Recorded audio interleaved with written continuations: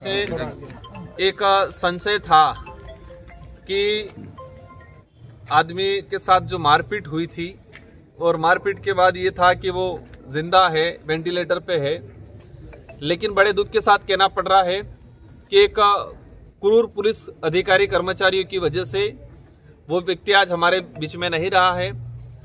और जो समाजजनों के द्वारा, परिवारजनों के द्वारा और यहाँ पर समस्त पार्टियों के पदाधिकारी, सामाजिक संगठनों के पदाधिकारी सर्व सहमति से प्रस्ताव रख के सरकार के सामने रखा है कि जो पीड़ित परिवार के साथ या उस व्यक्ति के साथ जो हादसा हुआ है तो पीड़ित परिवारों को उचित मुआवजा मिले। मांग थी कि जो संबंधित थाना है उस थाने के पुलिस अधिकारी जो था और जो कांस्टेबल थे, जो जिम्मेदार लोग थे, उनको निलंबित बर्खास्त किया जाए, हमारी मांग थी। लेकिन पुलिस प्रशासन ने भी उनको निलंबित किया है। हम मानते हैं इसको अच्छी बात है, लेकिन ये गवर्नमेंट का सर्कुलर था, वो करना ही था। फिर भी हम कहते हैं अच्छी बात है। मेन बात ये है कि उस पीड़ित परिवार को राज्य सरकार, क्योंकि सरकार का फेलियर है, ये मानना पड़ेगा, सरकार को इसको स्वीकार करना पड़ेगा। और सरकार की तरफ से मुआवजा देने की जो बात है, पीड़ित परिवारों की तरफ से, सभी समाजजनों की तरफ से पीड़ित परिवार को 1 करोड़ और सरकारी नौकरी मिले, उस ये मांग चल रही थी, ये चर्चा चल रही है। समाजजनों ने भी कहा है कि चलो ठीक है, छोटा मोटा थोड़ा कम हो सकता है। वो कह रहे हैं कि सरकारी नौकरी के बजाय संविदा नौकरी। तो ये वर्तमान में चर्चा चल रही है। लेकिन समाजजनों और परिवारजनों का कहना है कि जब तक उचित मुआवजा नहीं मिलेगा धरना जारी रहेगा।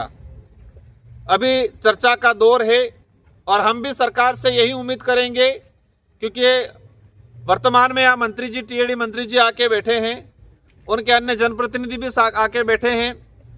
तो ये सरकार का हिस्सा है और मंत्री जी के पावर में बहुत सारी चीज़ें होती है। टीएडी मिनिस्टर हैं, आदिवासी इलाके के टीएडी मिनिस्टर को एक अभिभावक के रूप में माना जाता है।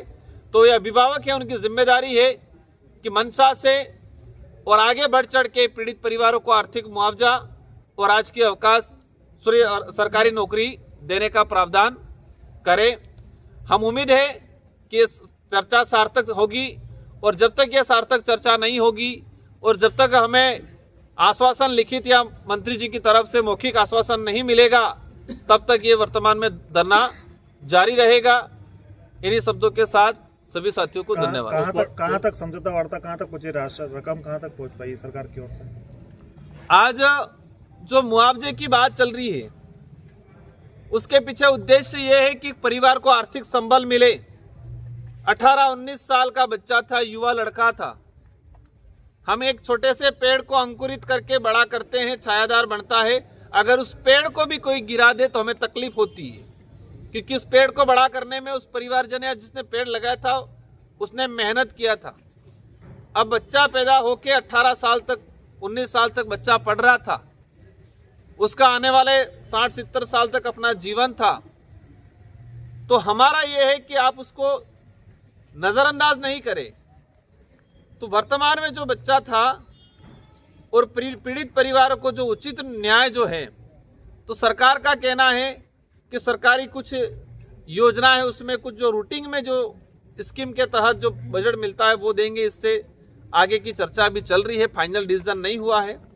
लेकिन हम चाहेंगे कि उस बात को गंभीरता से ले सरकार। और कहना है कि एक बार ज़्यादा दे दिया तो आगे परिपाटी बन जाएगी, मतलब ये है कि आगे और काटना होगी, ये हो गया।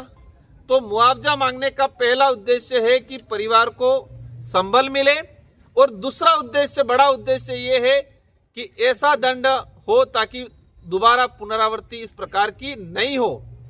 ये 2 उद्देश्य हैं इस मुआवजा मांगने के पीछे।